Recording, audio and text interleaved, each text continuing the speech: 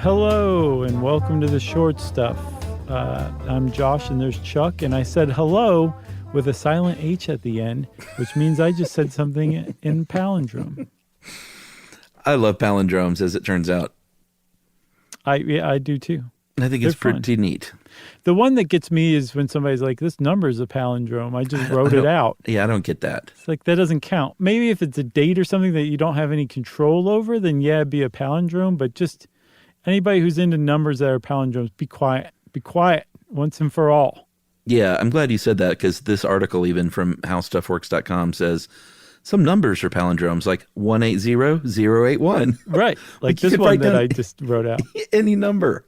Exactly. 54, palindrome. That's not what we're talking about. We're not going to give another breath to that stupidness. No, we're not. Instead, we're going to talk about real palindromes, which is a word, a phrase, a poem even, as we'll see, that can be said the same forwards or backwards. And apparently it comes from a little bit of Greek, who like the palindromes. Yes, the word palin means back or again, and dromos means running or moving. So it's a word or a phrase that's running back on itself. And I'm even going to go so far for me as to say I only like palindromes that are literal, the letters backwards and forwards. Like they make the case in here, like some phrases like night after night. And I'm like, no. Well, we'll talk about that in a second. Okay. I prefer that as well. I like the letters back and forth, and that's that. But I will have to say my eyes were open to that by this article. Fair enough.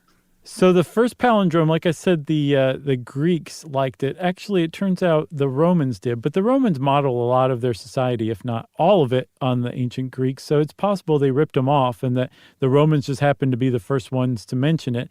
But the first palindrome comes from 70 CE, and it's in Latin. Chuck, do you want to take a crack at it? Sator orepo tenet opera rotas. Poof. You just turned me into a tree. It's very lovely. It doesn't matter what it's saying in Latin. Like we Americans say all Latin like we're in a Harry Potter movie. Yeah, like Evil Dead. Clatu, Verata. That's Day the Earth Stood Still. No. Yes, it is. It's the Evil Dead. My friend, then they stole it from the Day the Earth Stood Still because that is the I don't even remember what it was. Clatu, Verata, Nictu? Yeah, that's from the Day the Earth Stood Still, I promise. Right. Well, then they ganked it in Evil Dead, which is better. I think it was more an homage. Probably so. Okay. But to hear it come out of Bruce Campbell's mouth is sure. That's the money shot. Man, they really went off the rails on those movies, huh? Yeah, they're making another one, I think. When? I don't know, like a Bruce Campbell one, like a sequel to Army of Darkness. Oh, boy, that's going to be great. Yeah, can't wait. Okay, so what did that palindrome you said mean? It means the sower arepo holds the wheel with effort, or the sower arepo leads with his hand the plow. Nothing that matters at all to any of us alive today, but I'm sure back in the day the Romans were like that one really spoke to me, you know what I mean? But it goes to show that like wordplay has been around for almost as long as words. You know? Yeah, totally. And Chuck, it wasn't just the ancient Romans who were into it. That love of it has survived. And I say we pick up with the modern day after taking a short break. What do you think? Let's do it. Okay.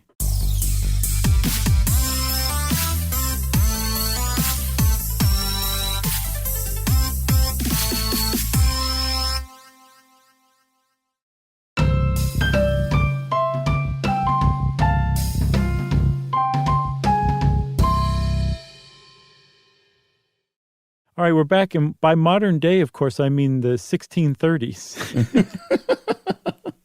Yeah, the first mention of palindromes in English is in Camden's Remains by John Philpott from 1636. Palindromes are those where the syllables are same backward and forward. So, alblata et alba si numi immunis. Very nice. Which means secluded but pure. Give me my fee, and I warrant you free. Yeah. Okay. Which is great that you have a palindrome that also rhymes, because that's not necessarily part and parcel with it, you know? Philpott was just showing off. But you'll note that he's an English speaker, and he wrote an English-speaking book, Camden's Remains, but it was still in Latin. Hence the whole clatu verada tone to Chuck's reading of it. That's right. It's not until 1706 that we find the first written English palindrome in an English dictionary called the New World of Words or Universal English Dictionary. And this is as follows. Lewd did I live, and evil did I dwell.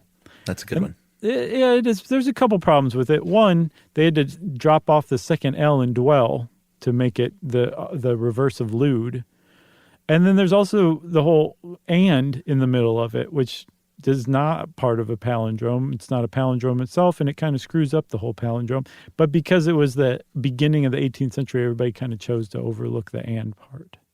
That's right. Then we can skip the part about numbers being palindromes, because that's just rage-inducing. Well, no, the date makes sense. So 1/20/21 is a palindrome. January 20th, 2021 was a palindrome day. And that's worth mentioning. We'll take that. But give me your eye-opening with the thing like night after night, which just sort of makes me mad too. So there's a really neat poem that I hadn't heard of until I ran across it in this article by James A. Linden called Doppelganger. And it is itself a palindrome, like where you can actually read it you could go to the very end and read it, or you can go to the beginning and read it, and it's going to be the same. So you don't read the actual words, like the word itself backwards, but you read the order of the words backwards and forwards, and the whole thing hinges on the phrase night after night, which is it's a pretty awesome poem, to tell you the truth. Let me just read you the middle part where it hinges, and I think you'll be properly blown away, okay? Okay. I puzzled over it, hiding alone, watching the woman as she neared the gate. He came, and I saw him crouching, night after night. Night after night, he came, and I saw him crouching, watching the woman as she neared the gate. I puzzled over it, hiding alone. And it's just like the poem starts out, and then it gets to night after night, and then goes back. It's like it swings on a hinge. It's really neat. I like it. I like it too. It's not one of your perfect proper palindromes or anything, but it's still pretty cool. So here's my thing is I started kind of diving into this online and found out that there is a documentary called The Palindromists. Okay. Which I didn't watch, but I did watch the trailer, which was fun enough and kind of gave me enough insight in 2 minutes. That sounds like a crew that Hodgman would hang out with. Yeah, probably so. But it covered in part the Palindrome Championships, which is basically where they get palindrome enthusiasts together at a hotel ballroom, and they say you have 3 constraints. They didn't mention the constraints in the trailer. You have 90 minutes to write out original palindromes, and then a live audience votes. And Weird Al is in it. He's a palindromist. Nice. Danica McKellar, Winnie from Wonder Years is one. She wrote like a science a math book. Oh, really? Textbook, yeah. Well, do you know what she also wrote? What? Tons of UFO snot. What is that? It's a palindrome. Oh, that's a good one. Okay. Weird Al wrote this one. Oozy rat in a sanitary zoo. That's a good one. Okay, I think Danica wins so far. My deal with these is once I started kind of seeing this community is not only do I love a palindrome, but I like an original one that someone can invent that kind of makes sense. And it's not just a collection of words. Like do geese see God? Yeah, that makes sense. It does. Here was another one from the documentary. Gerda Boston's IQ is not so bad, Reg. That's a good one. Wow. Whose was that? Just a contestant. No one famous. Lloyd Benson? Sure. Okay. Let's see. How about, I got another one. Go deliver a dare, vile dog. That's a good one. It doesn't make sense, but it's pretty great. Well, and by make sense, it's a sentence and not just a collection of words. What about don't nod? It's perfect. Or Taco Cat, the classic Taco Cat. Taco Cat's good. Or there's another one with a cat too. Was it a car or a cat I saw? That's a good one. I've got another one from that trailer. Mr. Owl ate my metal worm. Okay, what else? And then go hang a salami. I'm a lasagna hog. Whose is that? That was a guy named John Agee. But just the sheer joy. These are sort of like crossword puzzle enthusiasts, like just people who really get into words. And I just couldn't get enough of it. I'm going to try and find the whole documentary. I did see in February 2002, there was a computer scientist named Peter Norvig who used a computer program to break the record for the, quote, longest palindrome sentence, which was 17,000 plus words. Whoa. But it's just a computer program putting together a bunch of words. Oh, yeah, that doesn't count. Then I see. Yeah, that's... But they said that he's the world record holder, and I was like, come on, man. Maybe in the future, but, John Agee, by the way, is a children's book author. Oh. A beloved one, according to the Penguin Random House website. Very cool. I also found the longest word is a Finnish palindrome, which has, I think, 19 letters, S-A-I-P-P-U. Well, I can't say it. Well, Come I'll try on. to. Sapua Kivikaupius. You just converted me back into a boy. It's a dealer in lye, apparently. Like soap lye. Oh, okay. A lye seller. Yeah, I think so. Okay. One last thing. Yumi always talks about this guy that she dated that used to mess with people. And whenever palindromes came up, he'd say, yeah, my favorite one is penis sniper. And just wait for them to like go over it in their head. And they'd be like, wait, that's not a palindrome. But you're sitting there thinking penis sniper. Exactly, yeah. I think this last one was pretty funny to me just because it was, well, two of them to me are very funny because they're so basic.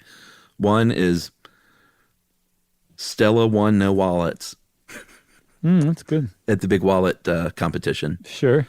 And then this guy's like clearly a citrus street vendor. No lemon, no melon. I like that one too.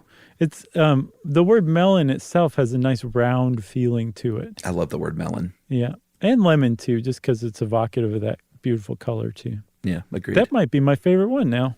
No lemon, no melon? Yeah, but I like how you say it as well. No lemon, no melon. That's right. Only pineapple. So we could probably sit here for the next 2 hours doing these. Should we just cut this short?